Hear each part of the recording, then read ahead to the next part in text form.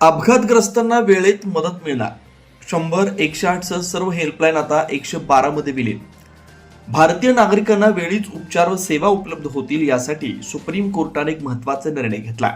राज्यघटनेच्या कलम 21 अन्वये नमूद केलेल्या जीवनाच्या अधिकाराचा अविभाज्य भाग म्हणून नागरिकांच्या आरोग्याची काळजी घेणं अत्यंत महत्त्वपूर्ण आहे, असं सुप्रीम कोर्टानं मंगळवारी स्पष्ट केलं.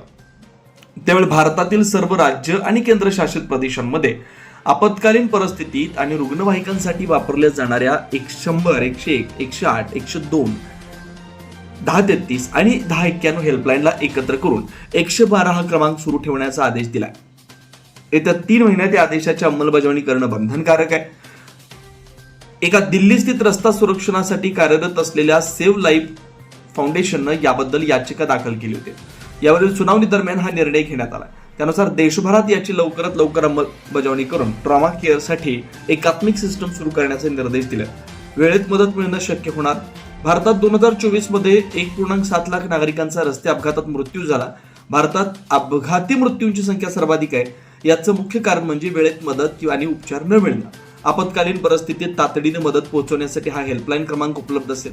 एखादा अपघात झाल्यानंतर अनेक प्रत्यक्षदर्शींनी हॉस्पिटल आणि पोलिसांच्या कारवाईच्या भीतीनं अपघातग्रस्तांची मदत करणं टाळतात. सुप्रीम कोर्टाच्या खंडपीठानं अशा नागरिकांसाठी येत्या 3 महिन्यात एक कार्यक्षम तक्रार निवारण कक्ष स्थापित करण्याचे निर्देश दिले. हे नागरिक निसंकोचपणे यांच्याशी संवाद साधून मदत मिळवू शकतात.